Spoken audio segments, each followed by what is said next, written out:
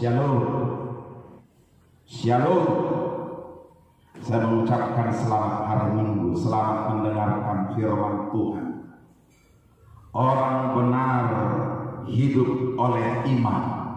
Itulah judul firman Tuhan pada hari ini yang saya mau bagikan untuk kita semua. Orang benar hidup oleh iman. Berkali-kali ada beberapa ayat di dalam Alkitab, berkali-kali ini dikatakan, disampaikan oleh Tuhan, orang benar akan hidup oleh iman. Kita baca dulu teks-teks di Alkitab yang mengatakan orang benar hidup oleh iman. Yang pertama di Habakuk pasal 2 ayat 4. Sesungguhnya orang yang membusungkan dada tidak lurus hatinya, tetapi orang benar itu akan hidup oleh percayanya. Roma 1 ayat 17. Sebab di dalamnya nyata kebenaran Allah yang bertolak dari iman dan memimpin kepada iman. Sebab ada tertulis, orang benar akan hidup oleh iman. Galatia 3 ayat 13. Dan bahwa tidak ada orang yang dibenarkan di hadapan Allah karena melakukan hukum Taurat adalah jelas. Orang benar akan hidup oleh iman. Ibrani 10 ayat 38. Tetapi orangku yang benar akan hidup oleh iman, dan apabila ia mengundurkan diri, maka tidak akan berkenan kepadanya. Bapak Ibu saudara sekalian, yang saya mau jelaskan di sini sesuai dengan judul kita, orang benar akan hidup oleh iman. Orang benar akan hidup oleh iman. Siapa orang benar ini yang hidup oleh iman? Pertama-tama saya jelaskan dulu hidup oleh iman. Karena memang orang benar adalah orang yang mempercayai, orang yang sudah memakai imannya, orang yang sudah hidup dengan iman. Makanya pertama-tama saya jelaskan hidup oleh iman. Apa artinya hidup oleh iman itu? Orang yang tidak mengandalkan kepandaiannya, pikirannya, kekuatannya, tetapi orang yang berjalan sesuai dengan firman Tuhan, sesuai dengan firman Tuhan, ya. Orang yang berjalan sesuai dengan kehendak Allah, yaitu firman Tuhan, itulah orang yang hidup dengan iman. Iman itu timbul dari pendengaran akan firman Tuhan. Roh dari kitab Roma pasal 10 ayat 17 dikatakan, iman timbul dari pendengaran akan firman Tuhan. Iman lahir, iman ada di dalam kehidupan kita karena kita dengar firman. Jadi iman itu bukan timbul oleh karena nasihat orang tua. Iman itu bukan timbul oleh karena nasihat nenek atau kakek. Tetapi iman ada lahir di dalam diri kita karena kita dengar firman, dengar khotbah yang alkitabiah, dengar firman Tuhan. Itulah yang membuat kita memiliki iman. Itulah yang membuat kita ada percaya kepada apa? Percaya kepada perkataan firman atau perkataan Tuhan, percaya kepada wahyunya Tuhan, ilham yang dari Tuhan, percaya kepada Alkitab. Sebab kita meyakini Alkitab kita adalah penguatuan atau ilham yang datang dari Tuhan kepada hamba-hambanya. Hidup oleh iman membuat firman itu dasar hidupnya, membuat firman itu landasan kehidupannya. Dia bergerak oleh karena iman, dia berjalan karena iman, dia berkata-kata karena iman, dia berperilaku, bertindak karena iman. Apa yang dia percaya, apa yang dia percaya, itulah hidup dengan iman. Hidup dengan iman itu membuat landasannya seperti firman Tuhan katakan Ibrani 11 ayat 1. Iman adalah dasar dari segala sesuatu yang kita harapkan dan bukti dari segala sesuatu yang belum kita lihat. Iman dikatakan dasar dari segala sesuatu yang kita harapkan dan bukti dari segala sesuatu yang belum kita lihat. Kenapa iman itu menjadi dasar dan menjadi bukti yang belum kita lihat? Karena seperti yang kita baca tadi Roma 1 ayat 17, iman timbul dari pendengaran akan firman Kristus. Jadi apa yang Tuhan katakan dalam firman-Nya itu menjadi dasar kita berharap. Itu menjadi dasar kita berharap. Apa yang kita harapkan itu menjadi dasar dan menjadi bukti. Firman itu kita buat menjadi bukti. Tuhan yang berkata, bukan saya, tetapi Tuhan yang berkata. Firman-Nya bisa jadi bukti dan bisa jadi dasar bagi kita untuk berharap. Apa yang kita harapkan? Kalau Tuhan berkata kita sembuh lewat firman-Nya, harapkanlah kesembuhan. Kalau Tuhan berkata kita dijaga, dilindungi, dipeliharakan, harapkanlah penjagaan dan perlindungan Tuhan. Kalau Tuhan kita dikatakan dosa kita diampuni, harapkanlah pengampunan dari Tuhan. Kalau Tuhan mengatakan kita sudah diselamatkan, dosa kita tidaklah diampuni, kita pelanggaran kita tidak diperhitungkan, itu dasar kita berharap. Itu dasar. Itu dasar. Dasar itu sesuatu yang kuat. Orang benar hidup dengan iman. Hidup dengan iman itu berarti kita mempercayai firman. Apa yang Tuhan katakan itu menjadi milik kita. Itu menjadi kepunyaan kita. Percayailah apa yang Tuhan katakan. Percayailah firman. Percayailah firman. Kalau kita kaitkan dengan situasi, kondisi yang terjadi hari-hari ini, sebenarnya Tuhan sedang mengajar kita untuk berjalan dengan iman. Tuhan ajak kita berjalan dengan iman, berjalan bersama-sama dengan Dia. Bukankah firman Tuhan katakan manusia hidup bukan dari roti saja, melainkan dari firman yang keluar dari mulut Allah. Matius 4 ayat 4. Kalau kita tidak dari roti saja hidup, berarti bisa dari firman. Firman andalan kita, andalkan. Saya dengar berita kemarin, kalau virus ini berlangsung sekitar 4 bulan lagi, kita akan kehabisan stok pangan. Karena yang ada di gudang sekarang hanya bertahan, stok di Bulog hanya bertahan 4 bulan lagi. Kalau ini sekitar 4 bulan lagi, saya tidak tahu apa yang terjadi. Tetapi yang saya percaya, pemeliharaan Tuhan bagi orang-orang yang percaya kepada Dia ada. Sehingga saya tidak ketakutan. Saya tidak terlampau takut dan khawatir seperti orang dunia ini khawatir. Orang dunia ini bisa menimbun stok pangan di rumahnya. Tetapi kita tidak perlu terlampau khawatir. Sebab apa? Kita hidup dengan iman.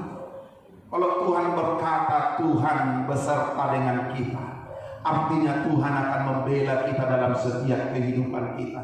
Tuhan akan menolong kita. Dia Immanuel, Dia beserta, Dia menolong, Dia akan menghibur, memberi kekuatan di dalam penyertaannya itu. Dia bukan menonton kita, tetapi aktif menolong kita, sebab Dia sangat mengasihi kita. Dia sangat mengasihi kita. Saya percaya Allah yang kita percaya itu, Allah yang kepadanya kita percaya itu, yaitu Yesus Kristus Tuhan, yang telah memberikan nyawanya kepada kita, yang telah memberikan nyawanya di atas kayu salib. Anugerah terbesar dalam kehidupan kita adalah Yesus Kristus yang buat hidup kita berarti. Kasihnya luar biasa. Kasihnya, Dia akan memelihara kita. Dia akan menyatakan mujizatnya kepada orang-orang yang berjalan dengan iman. Andalkanlah iman. Makanya di waktu engkau ada di rumah hari-hari ini, pakailah kesempatan untuk menggali kebenaran firman Tuhan. Menggali bukan mengisi otak kita, sekedar mengisi otak kita, tetapi mengisi roh kita untuk kita berjalan sesuai dengan firman. Untuk kita pakai firman, untuk kita hidupi, kita lakukan. Karena hanya itu firman iman yang kita percayai akan firman yang mendatangkan mujizat bagi kita.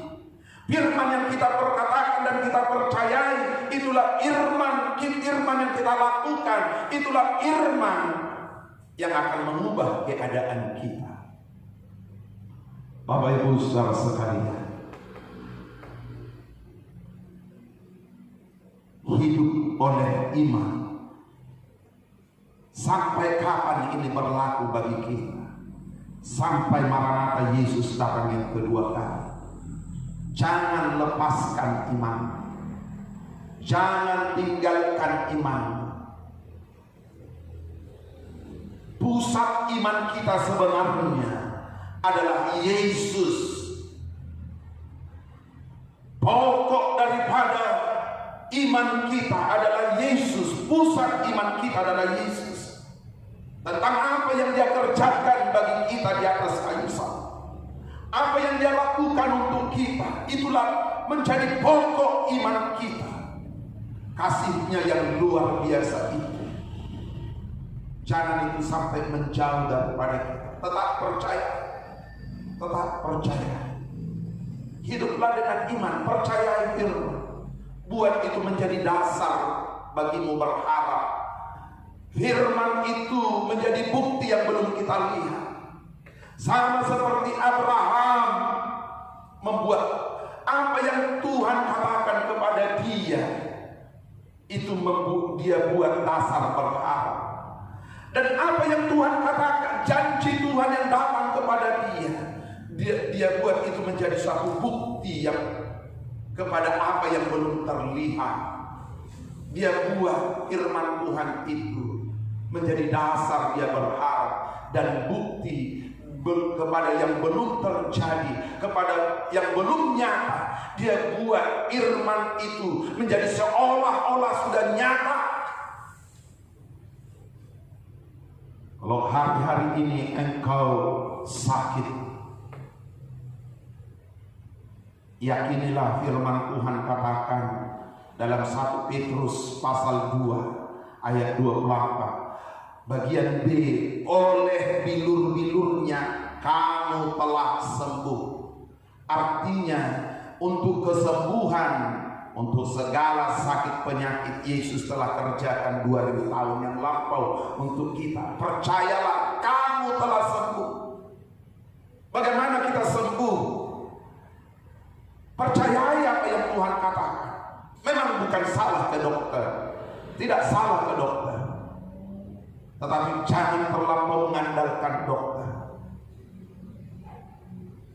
Percaya juga kepada firman. Itu adalah obat di atas segala obat. bilur-bilurnya, oleh bilur-bilurnya kamu telah sembuh.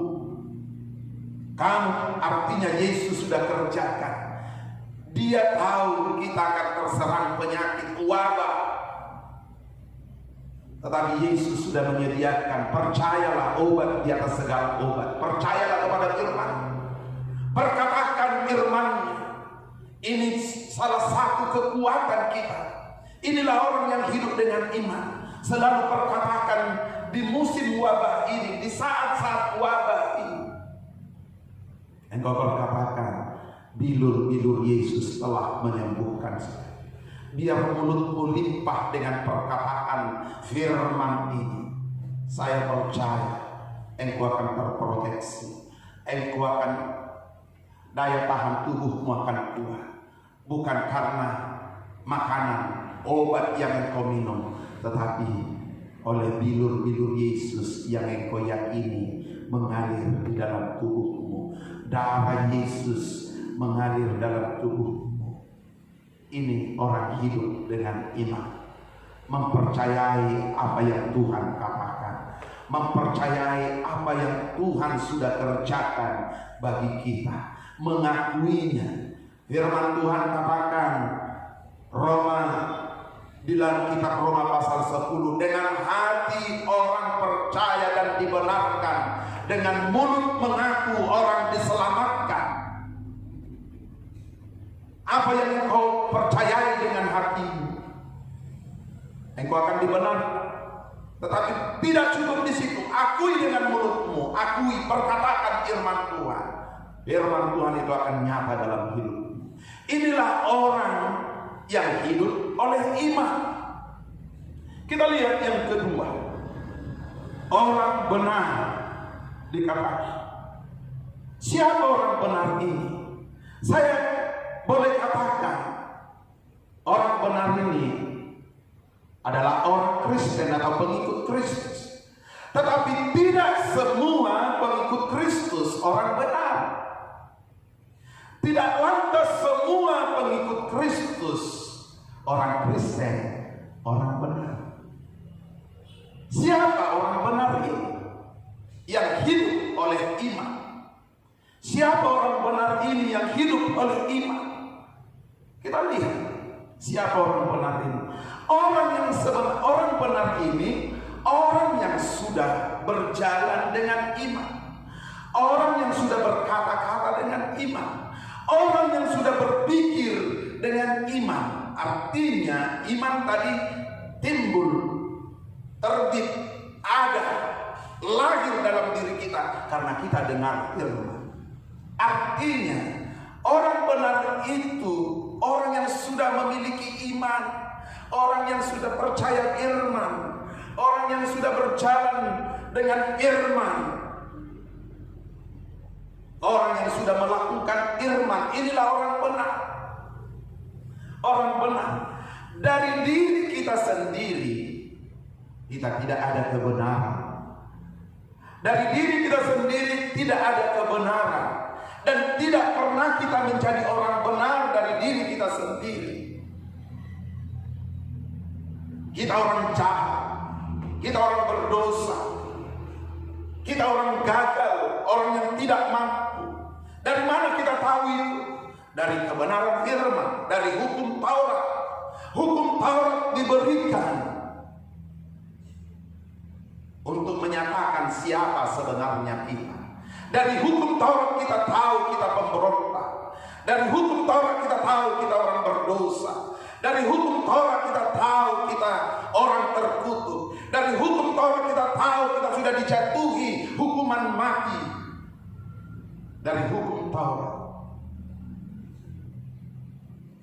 Tetapi kita bersyukur. Kita bersyukur memiliki Yesus Kristus yang adalah kegenapan Taurat. Yang adalah kegenapan Taurat. Firman Tuhan katakan, sebab Kristus, Roma 10 ayat 4. Sebab Kristus adalah kegenapan hukum Taurat, sehingga kebenaran diperoleh tiap-tiap orang yang percaya. Sebab Kristus adalah kegenapan hukum Taurat, sehingga kebenaran diperoleh tiap-tiap orang yang percaya. Galatia 2 ayat 16. Kamu tahu bahwa tidak seorang pun dibenarkan oleh karena melakukan hukum Taurat, tetapi hanya oleh karena iman dalam Kristus Yesus. Sebab itu kami pun telah percaya kepada Kristus Yesus, supaya kami dibenarkan oleh karena iman dalam Kristus dan bukan oleh karena melakukan hukum Taurat. Sebab tidak ada seorang pun yang dibenarkan karena melakukan hukum Taurat. Firman Tuhan berkata tadi Roma 10:4, Kristus adalah kegenapan hukum Taurat. Di dalam Kristus seluruh hukum Taurat digenapi. Tuntutan hukum Taurat itu digenapi di dalam Kristus. Sebenarnya Kristus sempurna melakukan hukum Taurat. Dia tidak bercacat, dia tidak bercela, dan dia tidak melanggar hukum Taurat. Dia adalah kegenapan hukum Taurat itu. Tetapi kenapa dia mati oleh karena hukum Taurat? Kenapa dia dihukum oleh karena hukum Taurat? Disinilah letak kebenaran yang kita terima. Disinilah letaknya pembenaran yang kita terima. Sebab kematian oleh karena hukum Taurat yang seharusnya kepada kita ditimpakan, yang seharusnya kita yang kena hukum, tetapi kasihnya, sekali lagi kasihnya yang begitu besar itu, dia tidak memberikan hukuman itu kepada kita, tetapi dia mengambil hukuman itu di dalam diri. Inilah kasih itu. Oleh kasihnya kita dijadikan orang benar. Oleh kasihnya kita dijadikan orang benar. Firman Tuhan berkata begini dari 2 Korintus 5 ayat 21. Dia yang tidak mengenal dosa telah dibuatnya menjadi dosa karena kita, supaya di dalam dia dibenarkan oleh Allah. Saya ulangi, dia yang tidak mengenal dosa telah dibuatnya menjadi dosa karena kita, supaya di dalam dia kita dibenarkan oleh Allah. Luar biasa, terpujilah Tuhan. Di dalam Yesus kita dibenarkan. Di dalam Yesus kita dibenarkan. Imanmu kepada Yesus membuat engkau orang benar. Makanya saya bahas tadi pertama-tama adalah iman. Iman itu berarti mempercayai apa kata Tuhan, mempercayai janji Tuhan, mempercayai apa yang dikerjakan Tuhan untuk kita. Kita benar bukan oleh karena kebenaran kita, bukan karena kita melakukan sesuatu yang benar maka kita benar, tetapi kebenaran yang ada pada kita oleh karena iman kepada Yesus. Apa yang Yesus lakukan, apa yang Yesus kerjakan di atas kayu salib. Dia mati bukan karena dosa dan pelanggaran dan kejahatannya. Dia mati bukan karena pelanggaran-pelanggarannya. Dia mati oleh karena kejahatan kita. Ganjaran yang mendatangkan keselamatan bagi kita ditimpakan kepada Yesus. Apa ganjaran yang mendatangkan keselamatan bagi kita ditimpakan kepada, yaitu hukuman mati. Seharusnya kita harus dihukum mati. Kita sudah berhutang nyawa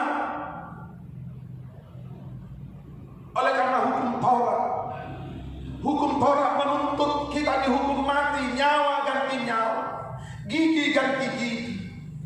Hukum Taurat telah mengutuk kita, telah manusia, tapi oleh karena kasih-Nya, Dia Yesus Tuhan dan Raja kita, Dia Allah kita yang sangat baik itu. Saya katakan Dia Allah yang baik itu, tidak ada dalam dirinya sesuatu yang jahat. Dia adalah Allah yang baik, Dia adalah Bapa yang baik. Dia membenarkan kita.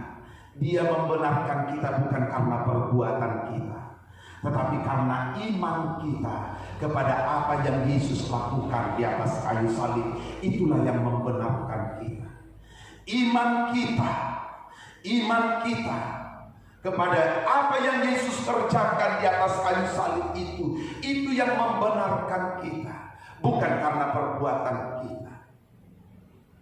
Jadi yang membuat engkau menjadi orang benar di pemandangan Allah bukan karena perbuatanmu, bukan karena amal-amalmu, bukan karena apa yang engkau lakukan, tetapi Dia memandangmu benar, yaitu Allah itu memandangmu, menjadikan engkau orang benar karena imanmu kepada apa yang Yesus kerjakan di atas kayu salib untukmu.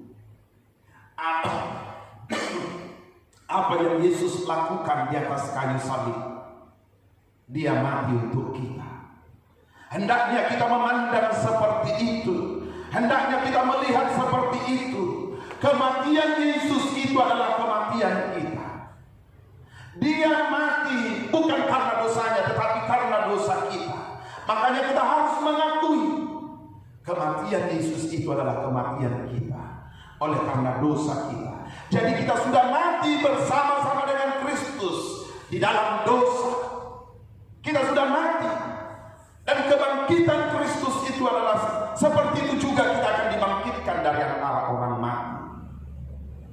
Dan kenaikan Yesus ke surga itu seperti itu juga kita akan naik ke surga, akan duduk bersama-sama dengan Dia di surga. Demikian satu kali kelak, itu janjinya dalam firman. Demikian kita memandang. Oleh karena engkau orang benar di pemandangannya, engkau orang benar, terima ini status baru ini. Terima ini, engkau bukan orang berdosa lagi, bukan orang gagal, bukan orang terkutuk, tetapi orang benar, orang yang tidak Tuhan lihat lagi seorang berdosa, tetapi orang benar yang telah dibenarkan Yesus, bukan berdasar perbuatanmu, tetapi berdasar imanmu kepada apa yang Yesus kerjakan 2000 tahun yang lampau kepada kita. Makanya firman Tuhan berkata, waktu Dia di atas kayu salib sudah selesai, artinya seluruh tuntutan hukum Taurat itu sudah selesai, Dia tanggung di atas kayu salib. Seluruh tuntutan dosa itu Dia sudah tanggung, sudah selesai di atas kayu salib. Percayalah itu, engkau sudah orang benar. Ini statusmu orang benar, bukan orang berdosa lagi. Lihatlah dirimu sekarang, percayai dirimu sekarang. Statusmu sekarang di dalam Yesus, engkau orang benar. Engkau orang benar, bukan orang jahat lagi, bukan orang berdosa, bukan orang gagal, bukan orang terkutuk, tetapi orang benar di pemandangan Allah. Karena apa? Iman. Jadi orang benar itu adalah orang yang sudah mempergunakan imannya, memakai imannya, memperkatakan firman Tuhan, mengakui firman Tuhan, mengakui apa yang Yesus kerjakan di atas kayu salib itu adalah untuk dirinya. Itu yang membuat kita orang benar, mengakui apa yang Yesus kerjakan, apa yang Yesus lakukan di atas kayu salib. Kematiannya adalah kematian kita, kebangkitannya adalah kebangkitan kita, kenaikannya ke surga adalah kenaikan kita. Seperti itu juga kita naik. Pandanglah Kalau engkau memandang sedemikian, artinya engkau sudah mati terhadap dosa.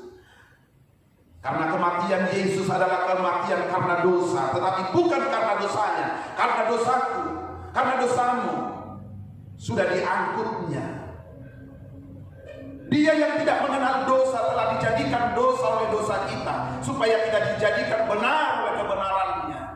Dia sudah mengangkut dosa kita. Dan sekarang percayailah, kebenarannya telah dianugerahkan kepada kita. Sekarang terimalah anugerah kebenaran itu.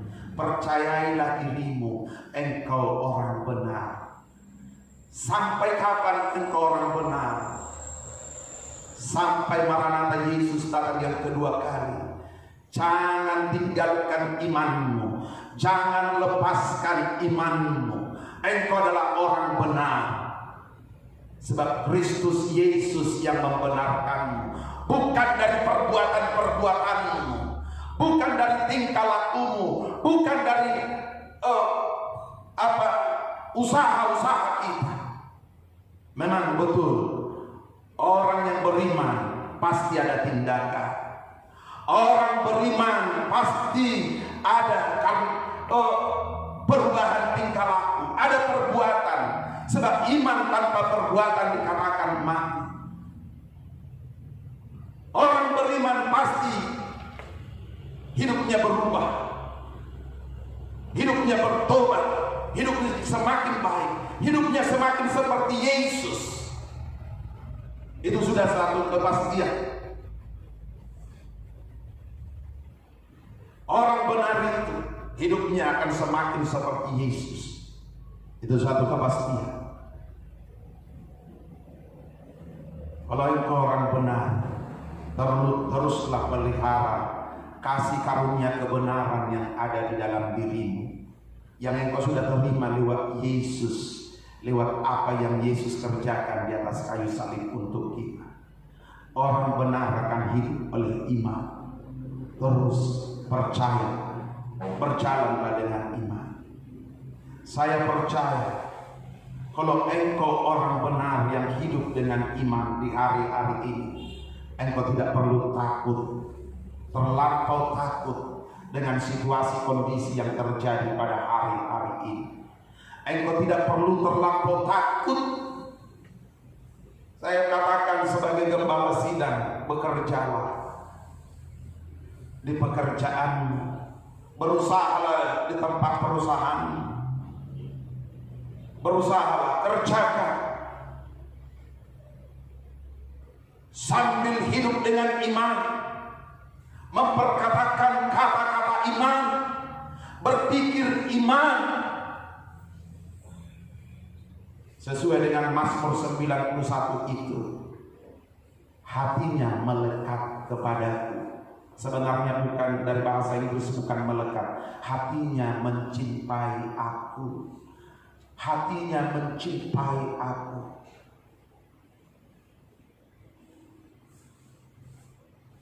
Kalau engkau mengasihi Tuhan, yang engkau percaya itu mengasihi Tuhan Yesus, engkau akan terluput dari mara bahaya ini. Engkau tidak perlu takut. Percayalah, engkau orang benar. Bukan orang yang dihukum lagi, bukan orang berdosa lagi di pemandangan Tuhan. Engkau orang benar. Percaya, mulailah sekarang bergerak dengan iman, berjalan dengan iman. Apa yang engkau percaya itu perkatakan. Kalau engkau berinteraksi dengan orang lain, perkatakan firman Tuhan.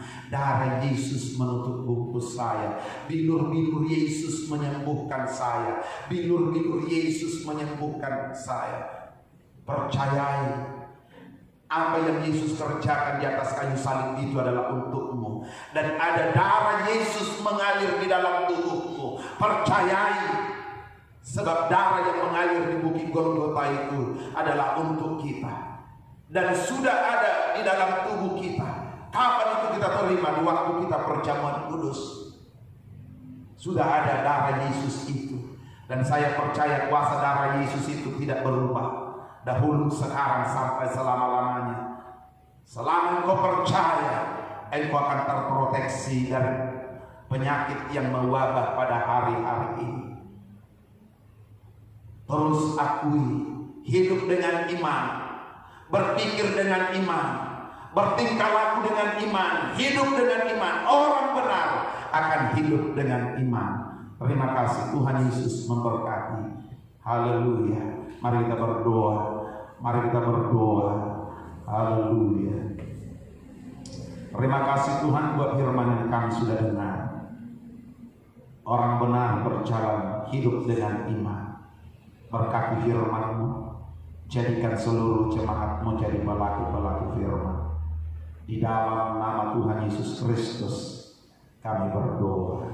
Amin.